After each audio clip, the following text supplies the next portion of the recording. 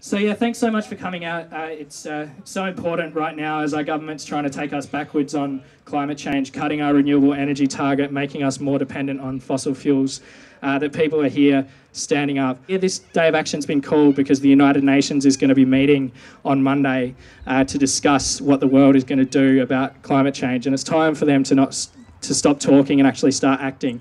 But our Prime Minister's decided that he's not even going to come to the table and talk. He's not coming, so shame on him. And that's why when our leaders aren't going to show leadership, it's so important that people like you are here standing up and actually making our voices heard, telling the world that Australia does want action on climate change. Our government's not going to wake up tomorrow and decide that they're going to act on climate change because there's so many of you here today. We need to keep the pressure on over the coming weeks, months and years until we do get serious action on climate change. And that looks like 100% renewable energy. That looks like banning fossil fuel coal exports through the Great Barrier Reef. That's what that looks like. And that's going to take a lot of work.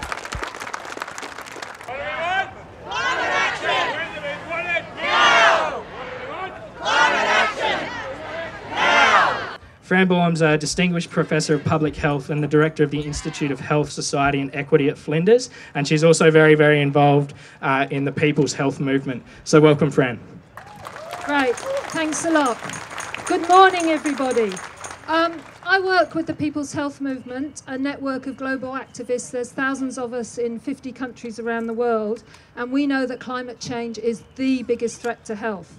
Our charter says that that climate change is going to have far-reaching effects on people's health, and that the root causes of this destruction, including the unsustainable exploitation of natural resources, is also the absence of a holistic vision, and is also the spread of individualistic and profit-maximising behaviours and overconsumption by rich people and rich countries like Australia. Now, that's just as true as when we wrote our charter in 2000. And we now know that the biggest of these environmental threats, climate change, isn't a prediction. Global warming isn't a prediction. We all know it is happening.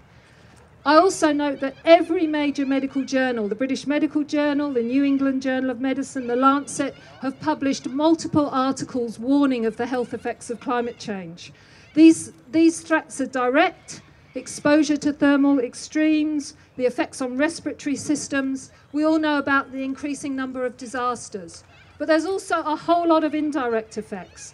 The increase in vector and waterborne diseases, the impacts of sea level rises with salt water encroaching on fresh, food insecurity, mental health effects. Look at the impacts on farmers in failed agricultural regions, and just the mental health effects of the fear of the future, of people wondering, do we have a future as humans? And poor people suffer most from these impacts. They're less able to protect themselves. If you think about it, the rich countries in the world use something like 75% of carbon, while our fair share is only 19%. How fair is that? Rich countries contribute nearly half of the emissions, and yet we have less than 20% of the population. How fair is that? And in health terms, we have to see that neoliberalism has been bad for our health. Privatisation is bad for our health. Public services are vital to health. Equal growth is vital to health. We know that unequal countries are less healthy than equal countries. So the very act of being equal is good for our health. And as Gandhi said, there is enough for everyone's need, but not enough for everyone's greed. And we currently have a very greedy class of people working within capitalism who don't give a damn about the environment or the future. We know that climate action for our health means more renewable energy. It means carbing and stopping the use of carbon. And regardless if you understand the climate change, the precautionary principle means we should act. Collectively, we have addiction that is truly bad to our health. We're addicted to carbon, and the rich are addicted to the wealth that flows from that carbon. We have to kick that addiction because it's a threat not just to health, but to the actual survival of all of us on this planet. Less carbon use means more health, more equity, and human survival. We need carbon action now. What do we need? Carbon action now! When do we need it? Now!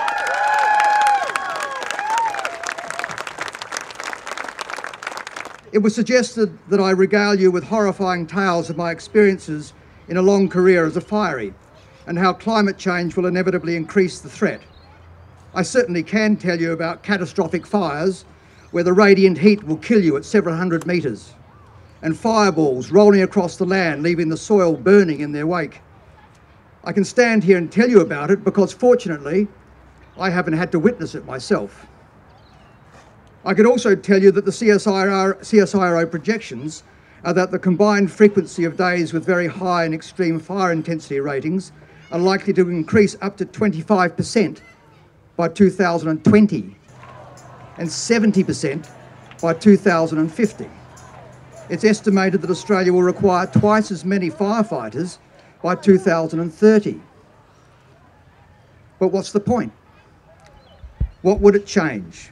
How would it affect our ability to cope with the reality of the dramatically increasing threat from fire?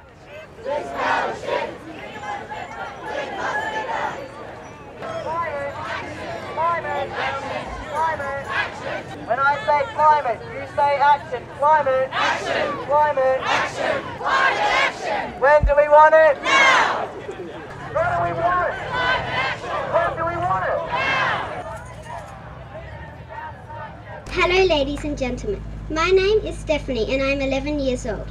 I am here to tell you to work on climate change. What I worry most about climate change is that my friends and I will not be able to live the kind of life that you have lived. This is my future, and the unfair thing is that when I will be grown up, many of the people making the wrong decisions today will no longer be there to see for themselves. I wrote a poem when I was 7 years old, and that I would like to share with you today. I want climate change to stop, so all of us children can grow up.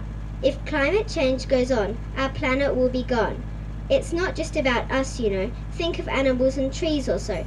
Please tell your neighbours and all your friends to stop climate change before the world ends. Every day and every night we must carry on with our fight. We need to improve every year and try and get more people here. Thank you for letting me speak today.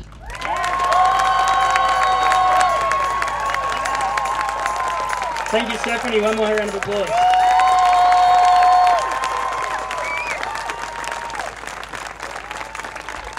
Thank you so much again, everyone who's come together for this. Make sure you're sharing the photos on Facebook, and look out for the news tonight. We had 7, 9, 10 ABC along today, so we'll be making a difference, and there's going to be rallies happening across the country tomorrow, so make sure you think it out. Thanks so much. We appreciate it. Bye.